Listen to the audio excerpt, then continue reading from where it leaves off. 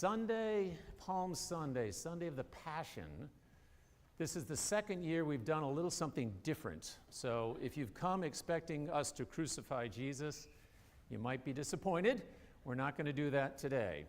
What we're going to do is focus on the entry into Jerusalem, Hail the Festival Day. And the reason being, for years, I feel like ghost lit, and I want to explain that. I didn't know what that meant, and I'm going to go to that for a moment. But for years, I would come, and I'm sure maybe you had the same feeling, whether consciously or otherwise, that we'd come in, and in that first part of the Palm Sunday, Passion, we'd say, "Yay! Here's the man. Here's the guy. He's everything you could possibly admire and love, and he gives you no reason to be anything but, a follower." And then within almost seconds, we turn and say, crucify him, and we kill him and we go off to brunch. And the whole thing is like, So last year when our special events committee said, hey, why don't we do a brunch? Brilliant idea, but then I thought of this. I thought, is that so it made me revisit this feeling I've had of being ghostlit. So ghostlit, looked it up, Wikipedia, thank you. In the Victorian age, there was a play called Gaslight. Did I say ghost? Gaslight. Which actually, if you've seen it somewhere hanging here, there's a picture of this nave years ago, soon after it was built in the Victorian age, 1867, and there were gas lights around the perimeter. That's how this was lit. So have that in mind when I take you now to that Victorian era in which there was a play, and the play then became a movie in the 40s here called Gaslight. And there's a gentleman, a husband, who's very well-mannered, and you wouldn't suspect for a moment that he was up to something, but he was married to an heiress who had a great fortune, and he wanted it. And so what he did was turn up and turn down the lighting in the house, just very subtly, so that she would go, well, did the lights just dim? And he'd say, what are you talking about? And he did this consistently, and it was psychological abuse, so that she began to feel she was losing her mind, and she was doubting herself. She was doubting her memories, her mind, her perception, and it was working. And so, eventually she agrees that she must be losing it and has to sign over her estate to the husband. That's called being gaslit. And so why do I apply that here? So, as I say, I wonder if I'm losing,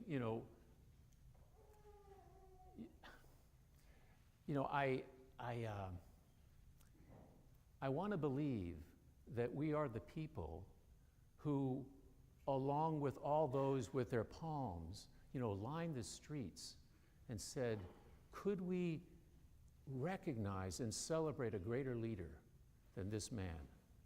And as he sits on this little donkey and he comes into town, everything about that image, very well chosen, premeditated, is to say, the path that I am on, the life that I am leading and have led now up until this point, is all about service.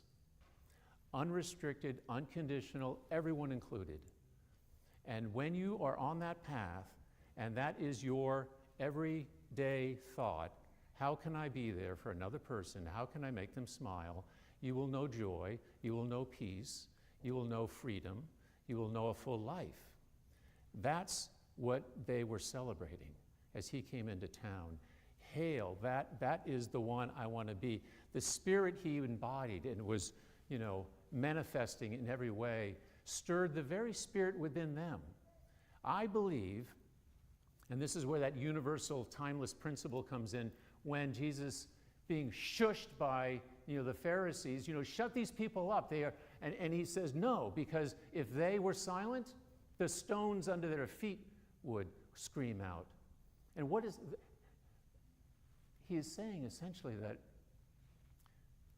and I dare you to test it out for yourself, that it is a law of the universe, of the cosmos, that our greatest joy, the way we return home, in the capital H home way that we're all sort of on our way to go to and arrive. If you want to get home, place others before yourself. It's not, your best teacher and your mom saying, you better do that. It's a law of the universe that shush it as you wish and step it down and crush it. You cannot extinguish the truth that if you get onto this path and think about others and serve them fully, wholeheartedly, you will be on your way home. You will taste home. You will be at peace. You'll be at joy. So that is what Jesus is about. And for us to say that the voice that says, "Hail Jesus, he is the one that I follow," and in the same mouth say, "Crucify him," makes you feel a little weird, right?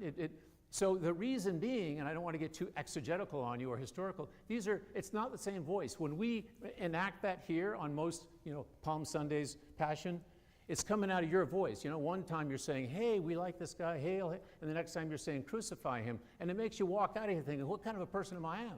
I'm losing my mind. I thought I loved the guy, and now I'm telling him, "Crucify him." Two voices, not the same voice. The people who praised him recognized as a law in the universe that if you want to live a full, joyful, peaceful life, you place others before yourself. The voice that said, "Crucify him," they were threatened by him. Not the same people, not the same crowd. And the people who said, "We got to put this guy down," those are the ones who, whether they would admit it or not, were serving themselves. And the big difference, and see if I can keep this simple, if you're going to serve yourself, there's an element of power to it. And you can't feel, if it's all about being served, you can't feel confident or strong or anything unless you're exercising your power over somebody. And when you're doing that, there's the favored people in your life, and there's those you wish to crush. And anyone who would come along and say, no, we don't have to have people who you are faithful and loyal to and favor and crush. Power only knows power when it's exercising its power, and the best way to exercise your power, if you're serving yourself, is to have someone that you're putting down, someone over whom you have power. And those are the ones who are threatened by the person who comes along and says, everyone has a place, everyone has dignity, everyone is welcomed. And that's being of service. So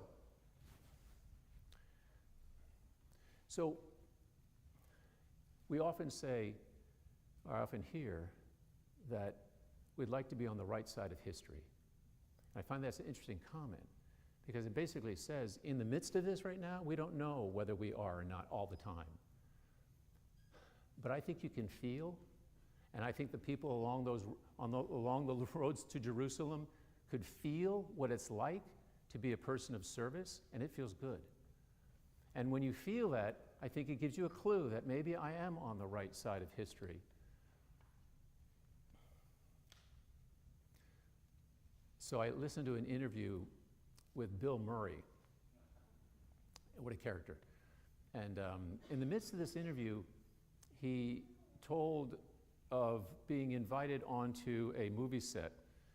And he's getting into his years and, memorizing lines and all that stuff. He's like, do I really want to do this? But a friend asked him, and he said, oh, okay. And he gets onto the set, and he's looking around, and there's some pretty awesome actors and actresses that are there, and he's intimidated. And he doesn't want to be a fool. And so suddenly he's in this fearful place of wanting to do well and not to be shamed, or wants to be a winner, right? Not a loser. And he's not sure what to do. And then suddenly it occurs to him, you know what I'm going to do? I'm going to go out of my way to make everyone else look good. he said it changed everything. That's the shift,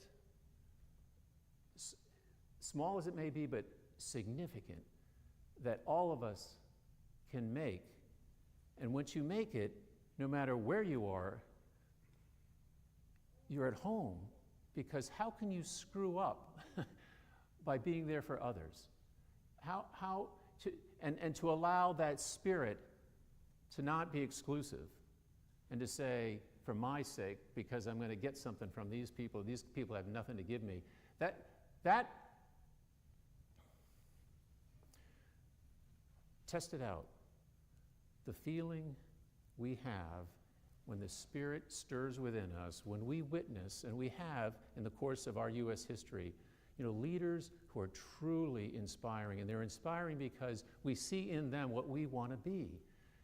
And the best feeling that comes when we see a leader is to say, yes, I want to step out of my comfort zone. I want to leave myself behind. I don't want to be trammeled in that wonderful Gardini reading. I don't want to be trammeled by my awareness of my own value. That's pride. I want to leave that aside, forget myself for a moment, and get out on that path and be of service, there and there alone. Am I free? Am I joyful? Am I fearless? And I'm on my way home, even now. And it may cost you something. Cost Jesus his life. But there was no other choice. When you know what is the law of the universe that allows you to live a full life, what choice is there? You got to stay on that path. And there's plenty of incentive to do so, because there is that feeling of peace and joy and sharing your life with others.